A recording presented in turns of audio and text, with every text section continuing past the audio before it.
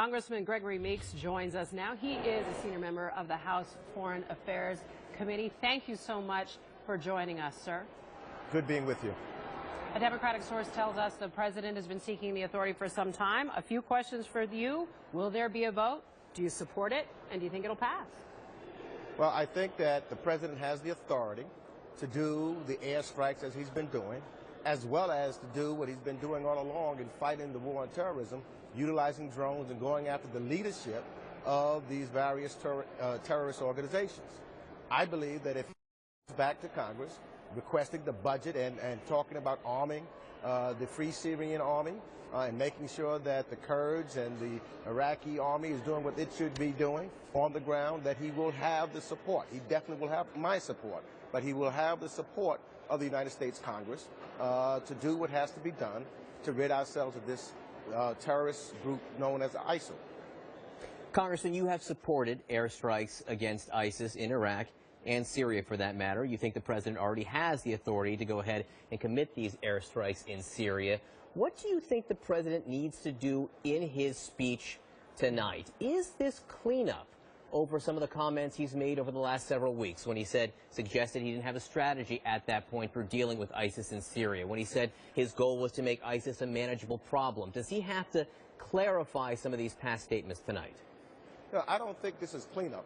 I think this is President Obama doing what he should be doing. He's been very deliberative. You know, I just came back from Europe last week, and our allies, our NATO allies, are very pleased with the president that he's thinking this process through and including our allies, whether it be the NATO allies, whether it be from the Arab League, getting involved, other Sunni Muslims from Saudi Arabia and Turkey. This is what should be. And I think that he didn't want to talk prematurely because you do not do foreign policy based upon emotion or based upon politics. It's something that has to be well thought out and well coordinated. And as a result of him doing his homework and talking to others, as a result of coming back from Wales last week, now he's able to articulate to the American people what he's doing and why he's doing it.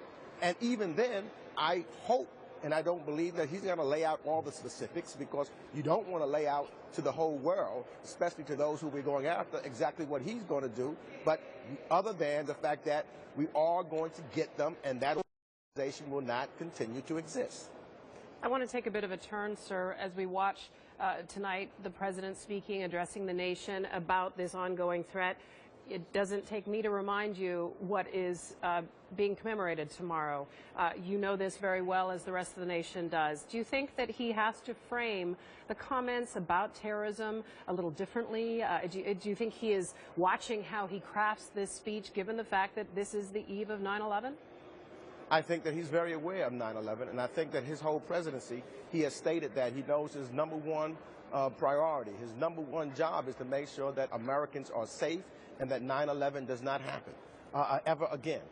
And I think that he has guided his principles as president just based upon that. That's why he did what he had to do to get Osama bin Laden. That's why he's utilized the drones to get the leadership. And I think that he's putting in the context of, we're going to make sure that we can get them there along with our allies, so they will not be here and we don't ever have a situation like 9/11 again.